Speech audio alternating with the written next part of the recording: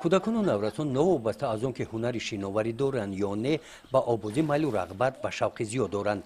طبیعی است که استراحت تابستانه نمیتواند به آبازی گذرد، ولی متاسفانه برخی از شهروندان به خصوص کودکان و نوجوانان هنگام آبازی غرق میشوند که در بعضی موارد آن باعث به هلاکت رسیدن آنها میگردد.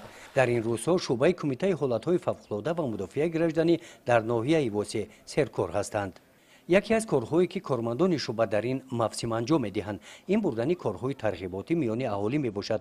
طبق نقشه معین این همایش با اشتراک اهل جماعتچی دهات توگرک روزهای آخر ماه ایول در دایره همین موضوع گذرانیده شد. از تمام شهروندان به خصوص والدان دعوت به عمل آوردند که تا فرزندان خود را به نظارت نگذارند. در یک مدت کوتاه همین را باید قید کرد که در حدود جماعت دهات توگرک دو حالت ناخوش غرقشوی به قید گرفته شد که یکی نابالغ به هلاکت رسید، دیگری به بیمارخانه.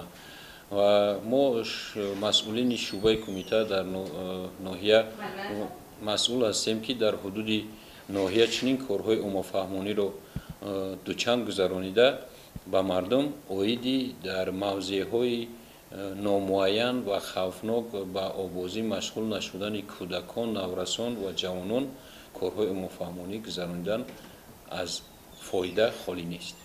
در ناحیه واسه دریاچه‌ها، کل‌ها و مکان‌های ناشناس که کودکان و نوجوانان آنجا آبازی می‌کنند بسیار می‌باشند. آنها اندیشه نمی‌کنند که در چنین جای‌ها با پریدن نهایت خطرناک است، زیرا خطر برخورد سنگ‌ها و دیگر اشیاء قری آب وجود دارد که باعث شکستن گردن و از هوش‌روی یا فوت شدن می‌تواند. یا اینکه آب‌هایی که توسط جویبارها برای آبیاری زمین‌های کشاورزی استفاده می‌شوند در پرچاوگاه آنها بازی کردن منع شده است، زیرا که آبازی در پرچاوگاه‌های زمین‌های کشاورزی از احتمال زهرودشوی دور نیست، تاکید می‌نمایند کارمندان شعبه.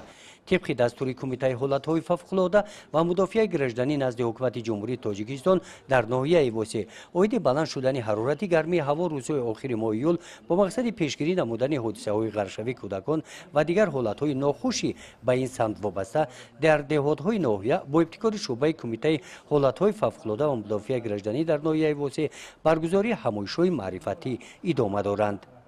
گزارش خواجه نظریف خدای نظر ظهورف از ناحیه واسه برای برنامه اطلاعاتی نوید.